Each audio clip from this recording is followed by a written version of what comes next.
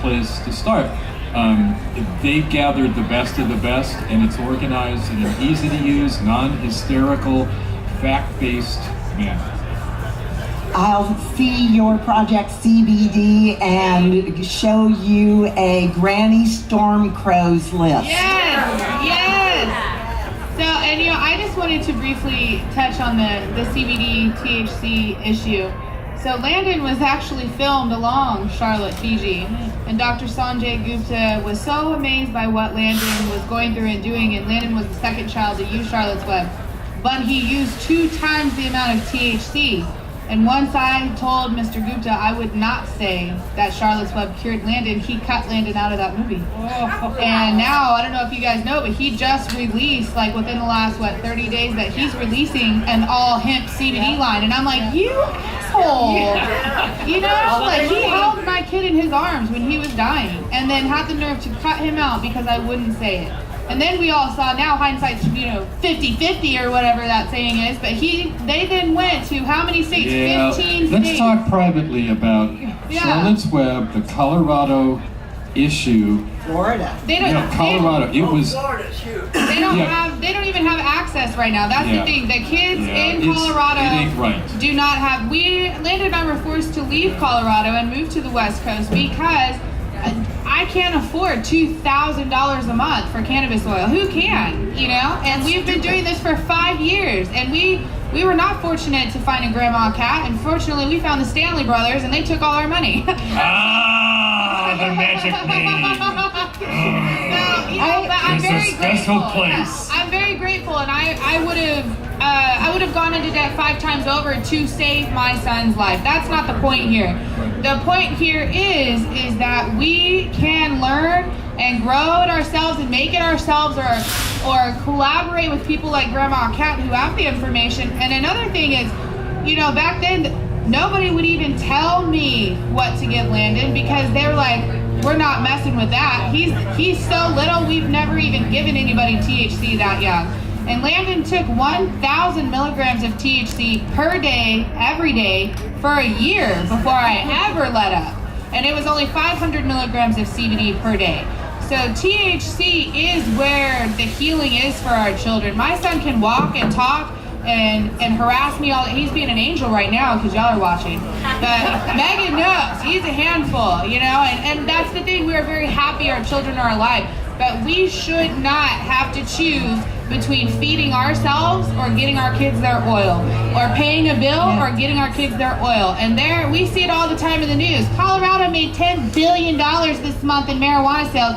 None of them are helping us, and they never have. I had to start a nonprofit, Canamommy, in 2014 solely to give back to people and to give information and education because they did not want us to tell anyone what we were doing with our kids back then. And we came up with dosing. We came up with protocols because nobody would help us. And now Dr. Sanjay Gupta and Dr. Bob and Harry and Dick all want to start selling CBD and act like they came up with this, when really it's the people setting up here before your eyes and a few other of us that really made all the information. We put it together. And it's like Grandma Cat said, oh, well, I've helped like 85 people, but we didn't record it. Why would we? We weren't worried about it, right? But now they're like, oh, well, do you have like documents? We're like, oh, no. I was a little more worried about Johnny Law at the moment. Yeah, or in just the day. getting them to survive. Yeah, we were going to have evidence. Call that evidence. Another problem too with Come for me, bro. Washington's issue right now, and just kind of going back to like what can we do as a community, and honestly to kind of be that like sore thumb and just kind of stick it to the Washington industry. You guys need to start sponsoring these poor families. Like, what are you doing? If we're making money and we're generating money from cannabis in Washington state, there is no reason why businesses shouldn't be reaching out to one family and saying, I'm going to sponsor you with whatever your kid needs. Because there's no place for these families to go. They can't get information because we have marketing and advertising laws that block us. They don't have anybody that's saying, hey, we're going to help you.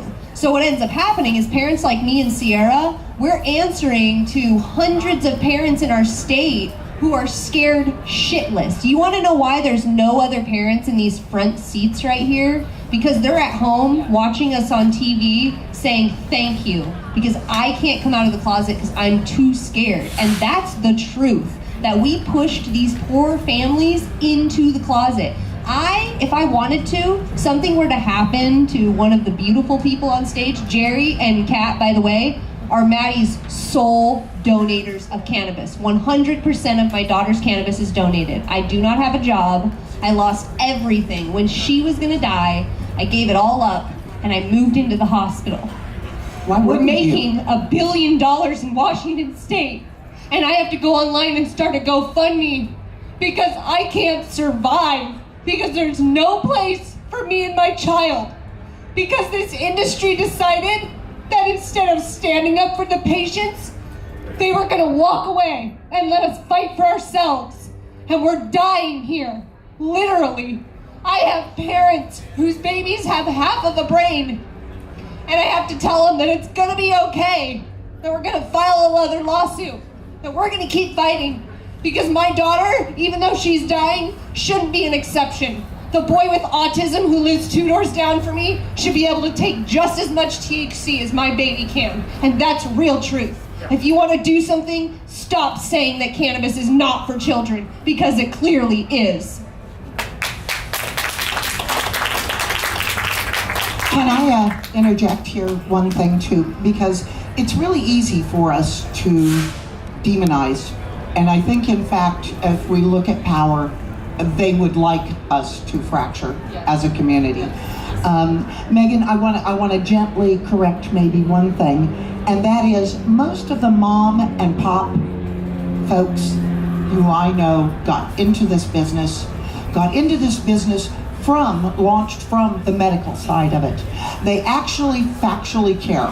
But let's make certain we demonize the real party that needs to be demonized here. When you spend $1 on cannabis, you are giving one taxing authority or another almost 70% of that purchase. That is some economic power that they do not want to give away. And what is the quickest way that you fraction a committed community? You turn them against each other. And right now we are seeing that play out between patients and well-meaning folks like I know Danielle's company. I can give you a list of, golly, what are we, about 500 retailers, about 400 more.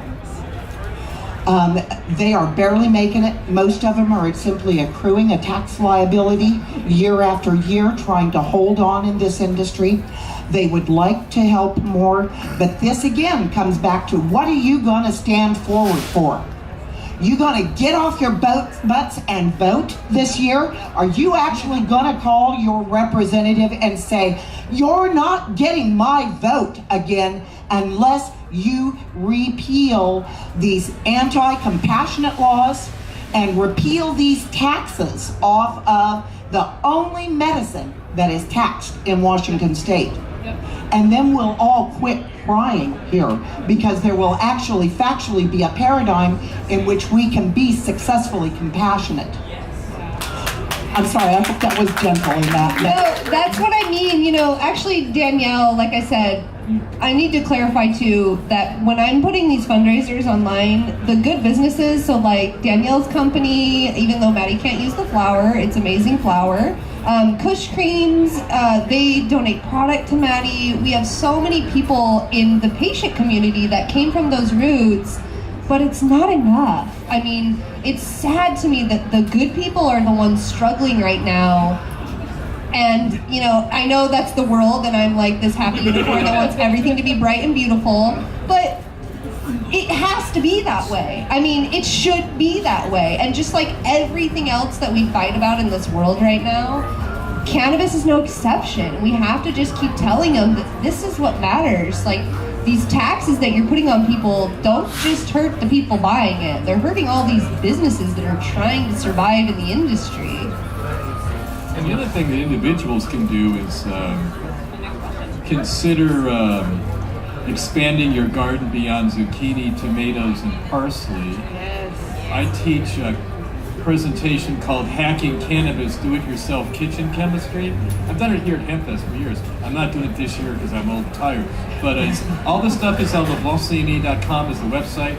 How to decarb, how to make canna butter, infused oil, how to make tinctures, you know, and if you can give away zucchinis and tomatoes you have in abundance, you can give away cannabis as well.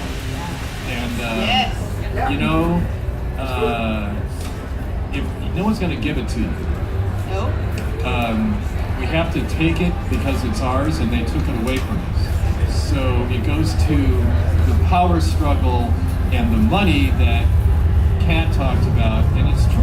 You know, I mean, soybeans, sugar beets, and hard winter wheat aren't regulated and taxed like the other plant.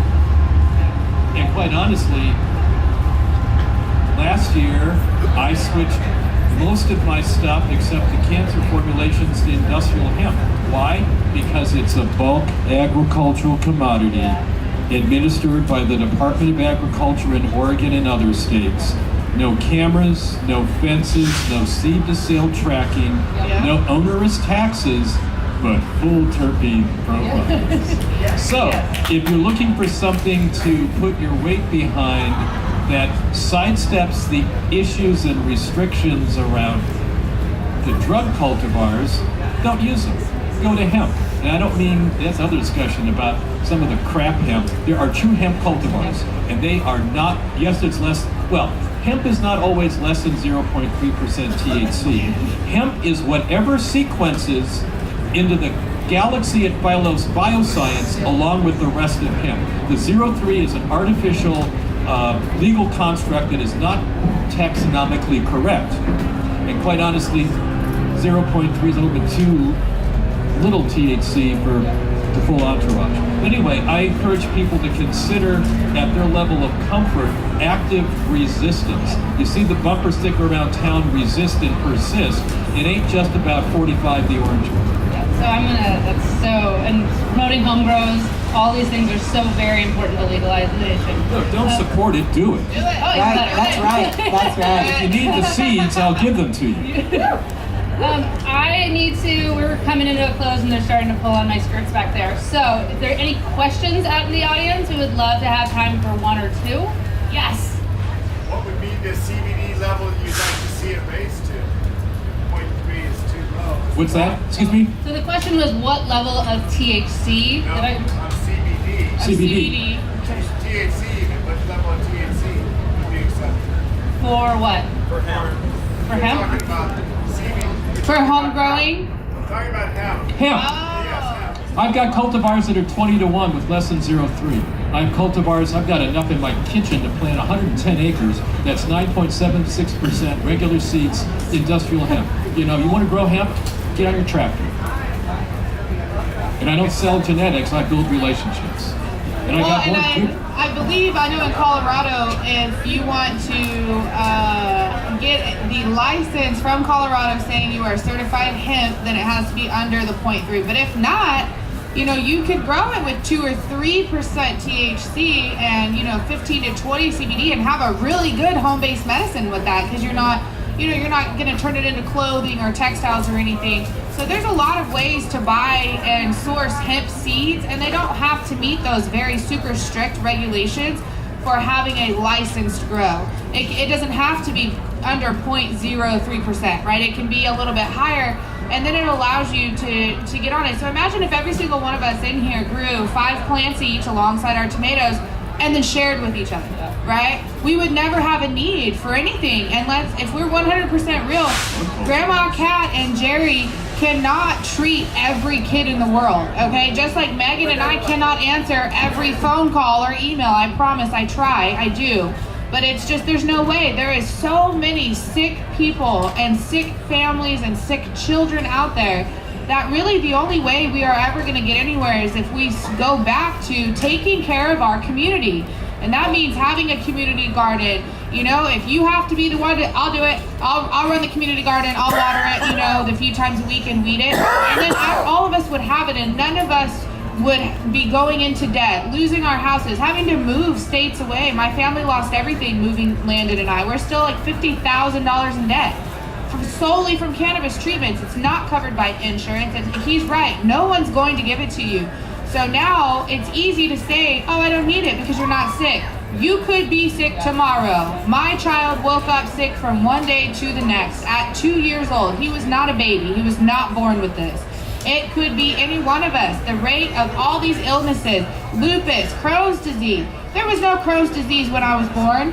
You know, I mean, RA, you know, which is rheumatoid arthritis. I am seeing sky high of these, and brain tumors Grandma had. Never in my life have I seen so many little babies with brain tumors. So if we don't do something now, in 10 years, all of your grandchildren and great-grandchildren will be autistic, they will have cancer, and then you guys will be looking for us still. So take heed into what we're saying. We need your help to help us and help Jerry and Grandma. They're, you know, me and Megan are obviously a younger generation, and we're learning as much as we can from them to carry that on. We need help. We need more people to help us and to spend your money wisely in those dispensaries. And like Grandma said, do not, if you didn't put any money in those dispensaries, they would all close down. I promise you that. I want to say thank you guys so much. What a heart-wrenching panel, and thank you so much for the good work that you do and spreading your message. Can we give them a big round of applause, please?